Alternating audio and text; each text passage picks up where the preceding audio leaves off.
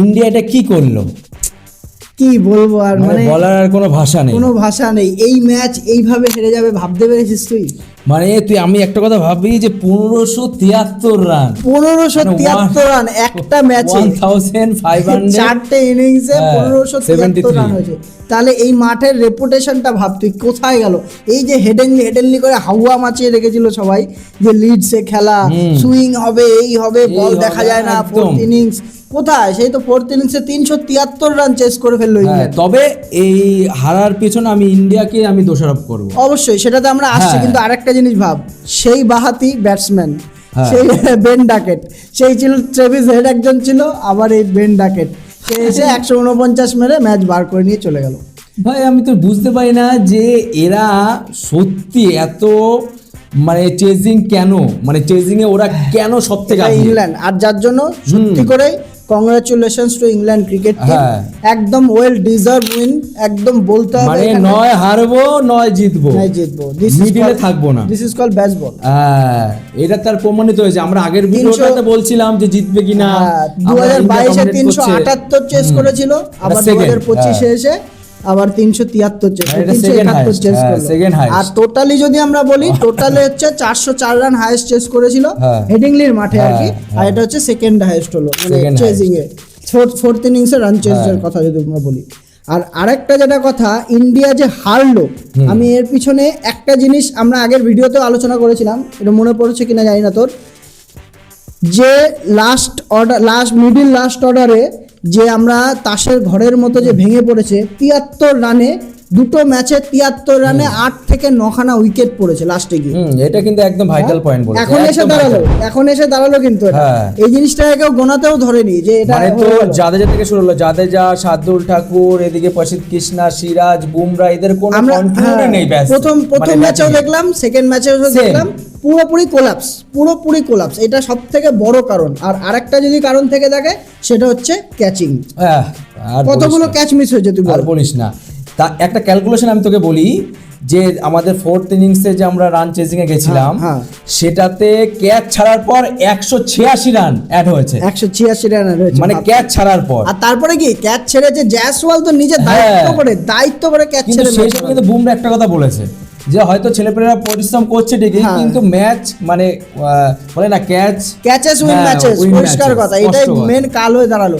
আর সবথেকে বড় কথা হচ্ছে তোর যে ক্যাচগুলো ছেড়েছে, 100, আজকে 97তে ছিল বেন ডাকেট, ইজি হাতের ইন্টারন্যাশনাল লেভেলের ভাই, ইজি ক্যাচ, ঠিক আছে, ইন্টারন্যাশনাল এক্সক্লুসিভ। তারপর আবার দুটো সেঞ্চুরিয়ান আছে, দুটো সেঞ্চুরিয়ানের ক্যাচ ছেড়েছে। অলিপপের ক্যাচ ছেড়ে 60 রানে ছিল, অলিপপের ক্যাচ ছেড়েছে। তাহলে এইসব ক্যাচ, যাদের মতো প্লেয়ার এসে ক্যাচ ছাড়ছে, এইভাবে করলে তো এইভাবে করলে ভাই ম্যাচ জেতা যায় না। ক্যাচেস উইন ম্যাচেস, এটা একটা প্রুভেন কথা, এটা আমরা বানিয়ে বলছি না, হ্যাঁ, এটা ধ্রুব সত্য কথা।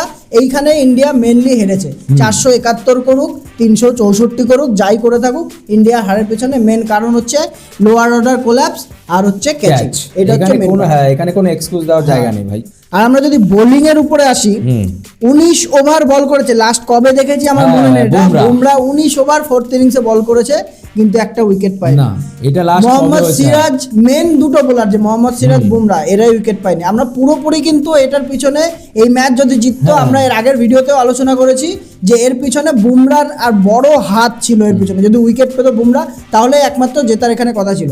আর এখানে বোলিং নিয়ে আমি খুবই দুঃখিত। আর আরেকটা কথা বলতে চাই, প্রসিদ্ধ কৃষ্ণা, হ্যাঁ আমি ওটাই বলতে যাচ্ছিলাম যে 15 ওভার বল করেছে ভাই, 92 রান, 6 এর উপরে তোর রান রেট দিয়েছে, 6 এর উপরে তোর ইয়েতে তোর ইকোনমি রেটে রান খেয়েছে। আমার মনে হয় টেস্ট ম্যাচ চলছে ভাই, এটা টেস্ট ম্যাচ চলছে, এটা একটা লাস্ট এরকম কোনোদিনই দেখা যায়নি। মোহাম্মদ শামি নেই, সব মানলাম, ঠিক আছে, একটা মিনিমাম একটা শাটল, একটা ডিফেন্সিভ বোলিং 4 অব্দি ঠিক আছে, হ্যাঁ, ক্যাচ মিস করছে এদিকে বোলিং ফেলিয়ার, তাহলে তো এই ম্যাচ ভাই জেতার কথা না। আর ইংল্যান্ড তো এখানে ম্যাচ বের করে নিয়ে যাবে, স্বাভাবিক ব্যাপার। কারণ হচ্ছে ওদের এই যে এই মাঠটা, হেডিংলির যে মাঠ, লিডসের মাঠে, এই মাঠে ওদের কনফিডেন্সই আলাদা যাবে। সেই বেন স্টোকসে আমরা যেটা আগের ভিডিওতে আলোচনা করেছি, বেন স্টোকসের সেই ইনিংস এই মাঠেই এসেছিল। আর এই মাঠে একমাত্র মাঠ যেখানে এই সময়ের সাথে সাথে ফোর্থ ইনিংসে এসেও কিন্তু রান চেজের মতো হয়, এভারেজ বাড়তে থাকে, ব্যাটিং এভারেজ। আর 5টা সেঞ্চুরি করে মানে এটা 108 কবে না 148 বছরের টেস্টের ইতিহাসে এই প্রথম হলো যে একটা টিমের 5 জন ইন্ডিভিজুয়াল সেঞ্চুরিয়ান থাকতেও, সেঞ্চুরি থাকতেও প্রথম কোনো টেস্ট ম্যাচ হারলো কেউ। 5টা, আর এদিকে ইংল্যান্ডের দুটোই একদম কাজের দুটো। তার মানে বুঝতে পেরেছি যে টেস্ট ম্যাচ জেতা হ্যাঁ এত সহজ না। আর জরুর তো স্বাভাবিক, জরুর ইন্ডিয়ার জন্য পেদা হয়েছে আমার মনে হচ্ছে। হ্যাঁ সত্যি তাই, ট্রাভিসের জরুর এটা ইন্ডিয়ার জন্য পেদা হয়েছে। আর স্বাভাবিক কথা, এখানে জরুর থাকতে এখানে কোনো রকম কোলাপস হওয়ার কথা না, ঠিক আছে। আর এখানে বুমরা যেখানে উইকেট পায়নি, ইন্ডিয়ার ম্যাচ হারাইছিল, তো এখানে 4-1 বলছে এখানে চলেছে, আমার মনে হচ্ছে হতে চলেছে। এটা কিন্তু মুখ দিয়ে বের করা যাবে। তো যাই হোক, 1-0 লিড করছে এখন ইংল্যান্ড। এর পরের খেলা হচ্ছে এডবেস্টন, তোর বার্মিংহামের খেলা আছে এরপরে, লেট আছে এখন। খেলার আগে আমি তোকে এই ম্যাচ থেকে যদি আমরা পজিটিভ নেগেটিভ আমি তোকে এটাই বলছিলাম যে তোর মতে পজিটিভ কি আছে। পজিটিভ যদি আমি বলি এখান থেকে, এক তো ব্যাটিং পারফরম্যান্স আমার জন্য একদম পারফেক্ট। আর একমাত্র পজিটিভ পয়েন্ট হচ্ছে এটা, বুমরা পজিটিভ, এটা সবাই জানে, উইকেট পায়নি এটা ঠিক আছে, কিন্তু ব্যাটিং পারফরম্যান্স ইন্ডিয়া টিমের যে কনফিডেন্সটা ওরা দেখিয়েছে এটা হচ্ছে সবথেকে পজিটিভ। কিন্তু এই মাঠে হয়েছে, পরের মাঠে হবে কিন্তু কোনো গ্যারান্টি, কারণ জোফরা আর্চার আসবে, এরপরে মার্ক উডও আসতে পারে যখন ওরা আসবে। আর স্পিনার, এরপরে স্পিনিং তোর প্রবলেম থাকতে পারে, কারণ আমরা ইন্ডিয়ান টিমকে রিসেন্টলি স্পিনের বিরুদ্ধে স্ট্রাগল করতে দেখেছি। স্পিনে জানি না কি কতটা কি হবে, এরপরের মাঠে দেখা যাক কি হয়। আর নেগেটিভে যদি কথা বলি তাহলে নেগেটিভ ভাই, আমি তো ওই যে আমরা আলোচনা করলাম ক্যাচ সবথেকে বড় নেগেটিভ লাগবে ভাই। অবশ্যই যশস্বী জয়সওয়ালের মতো একজন ভালো স্লিপ ফিল্ডার, ভালো গালি ফিল্ডার, ওর মতো প্লেয়াররা ক্যাচ মিস করছে, জাদেজার মতো প্লেয়াররা ক্যাচ মিস করছে, ঋষভ পান্ত মিস করছে, তাহলে ভাব। আর যদি আর একটা যদি নেগেটিভ পয়েন্ট ধরি সেটা হচ্ছে বোলিং লাইন আপে ধারের অভাব আছে, এত ইকোনমি রেটে বল করা যাবে না, পরিষ্কার কথা। তো টিমে যদি আমরা চেঞ্জেসের কথা বলি, টিমে চেঞ্জেস কি কিছু দেখতে পাচ্ছিস তুই? চেঞ্জ যদিও হয় আমি জানি না, একটা স্পিন খেলাতে পারে, স্পিন খেলবেই, এরপরে স্পিনের রোল আসবেই। আমি মনে করি কুলদীপ যাদব পরের ম্যাচে টিমে ঢুকছে, শার্দুল চেঞ্জ একটাই হতে পারে, শার্দুল ঠাকুরের জায়গায়। আর যদি শার্দুল ঠাকুরকে যদি চেঞ্জ করে তাহলে ওইখানে করুণ নায়ারও বসছে, ওইখানে শার্দুল ঠাকুর কুলদীপ দুজনেই খেলবে, আর না হলে নীতিশ কুমার রেড্ডি ঢোকার চান্স আছে, কারণ হচ্ছে প্রপার ব্যাটিং অলরাউন্ডার। ওখানে একজন শার্দুল ঠাকুরের বদলে একজন বোলারও পেয়ে যাচ্ছে, প্লাস হচ্ছে ওদিকে কুলদীপ যাদব একটা প্রপার বোলারও পেয়ে যাচ্ছে এখানে। আমি মনে করি কুলদীপ যাদবকে এখানে খেলা, আর ব্যাটিং এ সেরকম কিছু চেঞ্জেস করবে না আমার মনে হচ্ছে এখানটায়। আর তুই আরেকটা জিনিস যেটা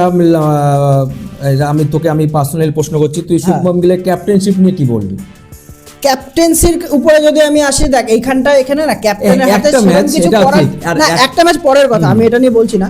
এই মাঠে ক্যাপ্টেন্সি নিয়ে সেরকম কিছু করার নেই। ক্যাচ মিস করলে কোন ক্যাপ্টেন কি করতে পারে, এটা ঠিক। ক্যাপ্টেন্সি সেরকম কিছু করারই ছিল না, পুরোপুরি যখনই ফোর্থ ইনিংসটা আসলো তার আগে অবধি সব ক্যাপ্টেন্সি সব ঠিকঠাক ছিল। ফোর্থ ইনিংস আসলো মানে এইখানে এই মাঠের বর্তমান ক্যাপ্টেন আমি যাকে মনে করি সে হচ্ছে বুমরা, একমাত্র বোলিং ক্যাপ্টেন বুমরা যেভাবে চালাবে, এখানে বোলিং টেস্টের মধ্যে বোলিং চালানোর মতো সেরকম কিছু নেই। উইকেট নাও ম্যাচ যেত, পরিষ্কার কথা। তো এখানে মানে 20টা উইকেট নাও ম্যাচ যেত, 20 উইকেট নাও ম্যাচ যেত। এইখানে ক্যাপ্টেন্সির রোল খুবই কম থাকে টেস্ট ম্যাচে, আর থাকে কোনখানে কোন বোলারকে কতটা তোর লোড দিতে পারবে, কতটা তোর রেস্ট দিতে পারবে, এটা হচ্ছে ক্যাপ্টেন্সির রোল থাকে। তো আমরা ম্যাচের সামারি যদি বলি এই ছিল। আর ইন্ডিয়ার এখানে তোর ইংল্যান্ড তো এগিয়ে গেল একটা, মানে ইংল্যান্ড তার রংটা লাস্টে দেখালো। আর তো যদি প্রেডিকশনের কথা বলি আমরা, আমার মনে হচ্ছে তুই একটা আজকে প্রেডিকশন করি আমরা একটা, যে এই সিরিজটা কত যেতে পারে। আমার মুখ দিয়ে তো ভুল করে 4-1 বেরিয়ে গেল। হ্যাঁ, আর আমার মনে হয় 4-0 একটা ড্র হবে, আমার মনে হচ্ছে। হ্যাঁ, আমি এখনো অবধি 3-2 থাকবো। আমি ওটা বেরিয়ে গেছে মুখ থেকে, কিন্তু আমি এখনো 3-2 তোর ইংল্যান্ড 2 ইন্ডিয়া, আমি এখনো 3-2 তুই ডমিনেট করতে পারিস ভাই ইন্ডিয়াকে, কিন্তু হ্যাঁ আমি এখানে রাখছি, কারণ হচ্ছে এই যে ইয়াং ছেলেপেলেগুলোর মধ্যে না জোশটা পাবে, একবার পেয়েছে তো, গৌতম গম্ভীর আছে ওখানে, অত সহজে ছাড়বে না। টিমটা একটু ঠিকঠাক করে ফেললে এখানে ঠিকঠাক চলে আসবে। তো আমাদের ভিডিও আজকে এইটুকুই ছিল। ভিডিওর তো ভালো লাগার না লাগার কিছু নেই, কারণ হচ্ছে ইন্ডিয়া হেরেছে, এর থেকে একটা বাজে ম্যাচ হেরেছে। তবু যদি ভালো লেগে থাকে, আমাদের এফোর্ট ভালো লেগে থাকে, অবশ্যই লাইক করবেন ভিডিওটাকে, শেয়ার করুন ভিডিওটাকে, আর চ্যানেলটিকেও সাবস্ক্রাইব করে বেল আইকনটি অবশ্যই ক্লিক করবেন, তাহলে আমাদের নোটিফিকেশনগুলো আপনারা সবার প্রথমে পাবেন। তো দেখা হচ্ছে আমাদের সাথে পরের ভিডিওতে। ভালো থাকুন, সুস্থ থাকুন, বাই।